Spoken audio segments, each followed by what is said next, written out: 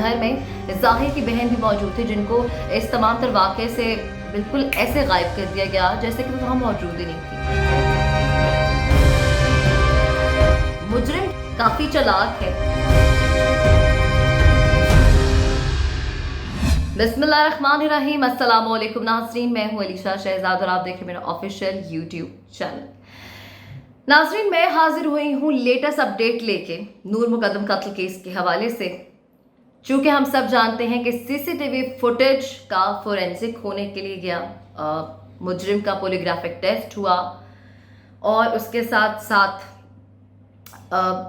मुलजिम के हवाले से मुजरिम के हवाले से जो पेशियां हैं और वो जो सीसीटीवी फुटेज है उसकी क्या ड्यूरेशन जो ली गई है फोरेंसिक के लिए वो क्या थी, और उसमें वो दो इम्पॉर्टेंट लोग कौन हैं जो अब सामने आए हैं, जिनके बयान बहुत इंपॉर्टेंट हैं और वो इस केस के लिए बहुत अहमियत रखते हैं, उनके बयान जो कि अभी तक कलमबंद नहीं हो सके। उसके साथ ही साथ जब मुजरिम अदालत में पेश किया जाता है तो उसकी नक्लो हरकत क्या है, वो क्या करता है, उसकी बॉडी लैंग्वेज क्या होती है, ये तमाम तर बातें मैं आपको बताऊंगी। साथ साथ आपसे ये भी शेयर करूंगी कि जो वजीर आज़म इमरान खान ने इस केस के हवाले से अपडेट दी है वो क्या है, जो स्टेटमेंट उन्होंने दी है वो क्या है। तो सबसे पहले मेरे चैनल को सब्सक्राइब करें, लाइक करें और शेयर करें। नूर मुकद्दम कत्ल केस के हवाले से बात करने जा रहे हैं। सीसीटीवी फुटेज जिसका फोरेंसिक होने के लिए लाहौर गए थे और मुजरिम को भी साथ लेके गए थे उसका पॉलीग्राफिक टेस्ट करवाने के लिए। चूंकि कुछ लोग ये बातें अफवाहें फैला रहे हैं, गर्दिश कर रही हैं बातें कि मुजरिम का पॉलीग्राफिक टेस्ट नहीं हुआ, जबकि ज़राए के मुताबिक जो इत्तलात हैं मुजरिम का पॉलीग्राफिक टेस्ट हुआ है।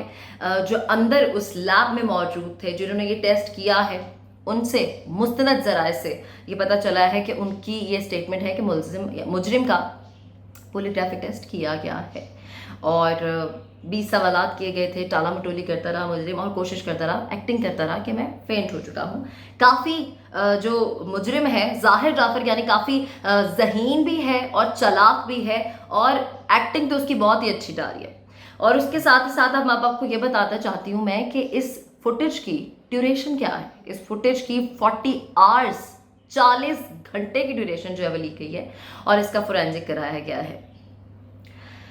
साथ ही साथ मैं आपको ये भी बताना चाहती हूँ कि इस फुटेज में जो लोग बहुत इंपॉर्टेंट है, जो दो लोग की बहुत इंपॉर्टेंट बात की जा रही है वो मैं डिक्लेयर करना चाहूँगी, लेकिन मैं आपको ये बताऊँगी कि एक स्टेटमेंट ये भी आ रही थी कि उस टाइम जिस टाइम नूर का कत्ल हुआ, ये तमाम तर वाक़यात हो रहे थे, तो वहाँ पे उस घर में जाहिर की बहन भी मौजूद थी, जिनको इस तमाम तर वाक़े से बिल्कुल ऐसे गायब कर दिया गया जैसे कि वो वहाँ मौजूद ही नहीं थी। ऑलरेडी उनके जो वालिदैन हैं वो जेल में हैं और मुलजिमान जो गार्ड्स थे वो भी, मुलाजमीन जो हैं वो भी जो है वो जेल में हैं। और अब ये जो दो लोग हैं ये कौन है? उस वक्त जाहिर, नूर, मुलाजमीन और उनकी बहन के अलावा जिनको मौके से बिल्कुल गायब कर दिया गया है, और कौन वहाँ पे मौजूद था मैं अब आपको ये रिवील करने जा रही हूँ। वहाँ पर दो और घरेलू मुलाजमीन मौजूद थे जिनको हिरासत में नहीं लिया गया।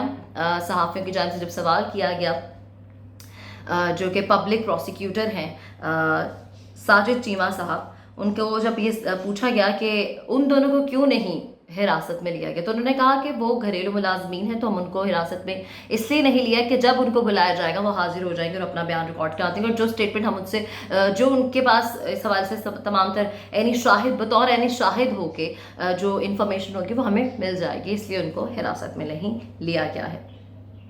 साथ ही साथ मैं आपको ये भी बताना चाहूँगी कि जितनी भी अपडेट्स हो रही हैं इस तमाम तर केस के हवाले से, वो जाहिर जाफर तक पुलिस के जरिए ज़राए ये कहते हैं कि इत्तलात हैं कि जाहिर जाफर तक वो तमाम तर अपडेट्स पहुंचाई जा रही हैं और उसको तमाम इस केस के हवाले से पता होता है कि अब लोगों के परसेप्शंस क्या है मेरे बारे में, अब क्या होने जा रहा है। उसको इवन ये तक गाइड किया जाता है कि वो जब अदालत में जाएगा, पेशी पे जाएगा, तो उसने कोई स्टेटमेंट नहीं देनी। पहले हम देख रहे थे कि पुलिस उसको रोकती थी कि आप कोई स्टेटमेंट दे, पहले वो कह भी देता था कि मेरा वकील बात करेगा और इस तरह की बातें, लेकिन अब वो ज़्यादा से ज़्यादा सहाफ़ियों के सवाल को इग्नोर करना शुरू कर चुका है और जवाब बिल्कुल भी नहीं देता है।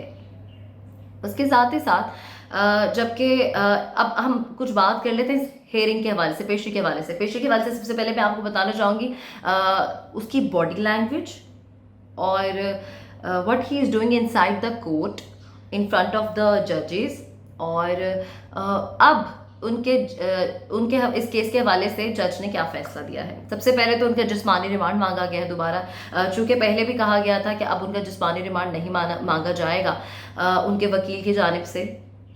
और लेकिन नूर के जो वालिदैन हैं उनके वकील का नाम है शाह खावर साहब, उनकी जानिब से जिस्मानी रिमांड मांगा गया है। और इस हवाले से जो मुजरिम के वकील हैं उन्होंने उनसे पूछा कि आप लोगों ने अब कहा था कि जिस्मानी रिमांड की मजीद ज़रूरत नहीं रहेगी, तो अब ये जिस्मानी रिमांड क्यों? चूँकि एक पेशरफ दोबारा आई है, नए इंकशाफात सामने आ रहे हैं, फुटेज के फ्रांसी के बाद कुछ चीज़ें सामने आई हैं, तो इस हवाले से उन्होंने कहा कि अब हमें इस पर हम 14 रोज़ा जिस्मानी रिमांड ले सकते हैं, तो हमें इस पर रिमांड अलाउ है, हम ले सकते हैं। 3 दिन का रिमांड मांगा गया था, 10 मिनट की ब्रेक ली थी जज ने फैसला महफूज करने के लिए, और 10 मिनट के बाद जो फैसला सुनाया गया वो यही है कि उसको 2 दिन का जिस्मानी रिमांड जो है रिमांड में रखा जाएगा। और बातें ये भी हैं कि उसको अनकरीब जुडिशरी रिमांड में भेज दिया जाएगा, ताकि उसके लिए फिर कुछ आसानियां पैदा हो जाएंगी, यानी जाहिर जाफर के लिए फिर आसानियां पैदा होना शुरू हो जाएंगी इन अ सेंस। क्योंकि अब मैं एक बात डिस्कस करना चाह रही हूँ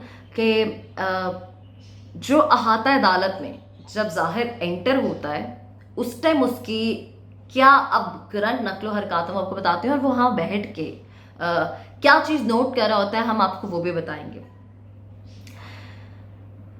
वहाँ के रिपोर्टर्स जो अदालत में वहाँ उस वक्त पे मौजूद थे जब ये हेयरिंग हो रही थी, चूँकि उसको बहुत लेट अब पेश किया जा रहा है, पहले उसको बर वक्त उसके वालिदैन की जब बेल के लिए समात थी तो उनको 8 पौने 8 बजे वहाँ पहुँचा दिया गया था, कोर्ट लग चुकी थी, सब कुछ हो गया था, लेकिन जाहिर को 1:15 पर पेश किया जाता था, यानी कि लेट पेश किया जाता था। और अब उसको जो लास्ट उसकी जो जब वो कोर्ट के अंदर गया तो उसको 2:15 पर भेजा गया, और बहुत सारे लोग तब तक चले जाते इंतजार कर करके, क्योंकि कुछ इन्फॉर्मेशन ही नहीं दी जा रही थी, कोई अपडेट ही नहीं दी जा रही थी। और ये लगता है कि जैसे वहां से लोगों का हुजूम या प्रेस का हुजूम वहां से खत्म करने की कोशिश की जा रही थी।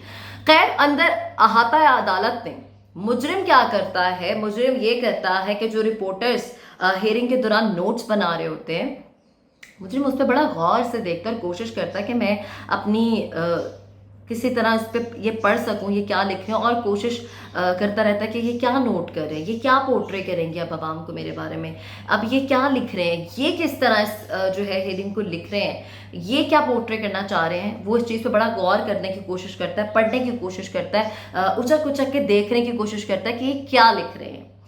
काफ़ी चालाक है। और उसके वालिदैन स्टिल अभी ये चाहते हैं कि वो मेंटल सिकनेस या एबनॉर्मलिटी का बहाना करके उसको बचा लें किसी तरह। इस तरह की कोई भी मेंटल एबनॉर्मल इंसान इस तरह की चालाकियां और इस तरह की हरकत नहीं करता इतने तमाम तर सबूत और अपडेट्स और डेवलपमेंट्स के बाद। उसके बाद इसकी बॉडी लैंग्वेज क्या है?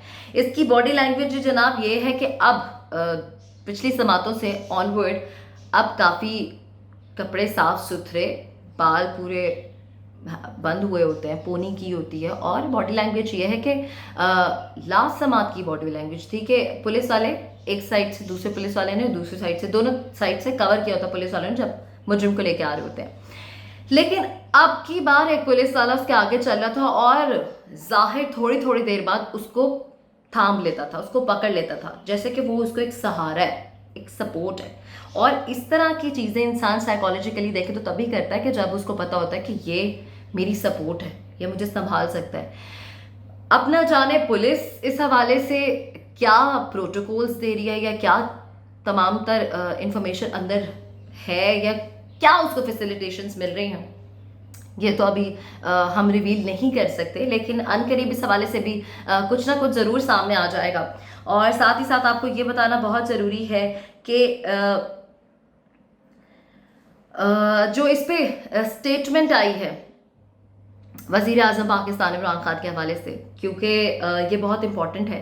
हम काफ़ी टाइम से इस हवाले से कुछ चाह रहे थे गवर्नमेंट के हवाले से, क्योंकि हम सब जानते हैं कि वज़ीर आज़म पाकिस्तान एक प्रॉपर सिटिंग करते हैं जिसमें वो कॉल्स उठाते हैं और वहाँ से आम आवाम से बात की जाती है। तो वो प्लेटफॉर्म के थ्रू एक कॉलर ने उन्हें कॉल किया और वहाँ पर उन्होंने पूछा कि वो काफ़ी असर व रसूख रखता है, तो इस हवाले से क्या ये मुजरिम बच जाएगा और कुछ ऐसा। तो जिसपे वज़ीर आज़म पाकिस्तान इमरान खान ने कहा, जिसको सुन के दिल को सुकून मिला। बतौर वज़ीर आज़म उनका ये कहना तमाम कौम के लिए, नूर के वालिदैन के लिए काफ़ी तस्कीन होगी, एक सेटिस्फैक्शन होगी। उन्होंने कहा चाहे उसके असर रसूख हो, चाहे वो दोहरी शहरियत रखता हो, हम उसको माफ़ बिल्कुल भी नहीं करेंगे और वो बचने वाला नहीं है। उनकी स्टेटमेंट ये थी कि वो बचता नहीं। मैं कुछ और कहूँ ना कहूँ, लेकिन मैं ये ज़रूर कहूँगा, चाहे वो असर रसूख है, चाहे वो एक मजबूत ख़ानदान से हो, वो नहीं बचेगा, वो बचने वाला नहीं है। और साथ ही साथ उन्होंने ये भी कहा कि अगर हम अपनी बेटी पर रख के ये वाक़या सोचें तो सदमे में चले जाते हैं। तो इस हवाले से उन्होंने कहा कि वो बचेगा नहीं, हम उसको नहीं छोड़ेंगे।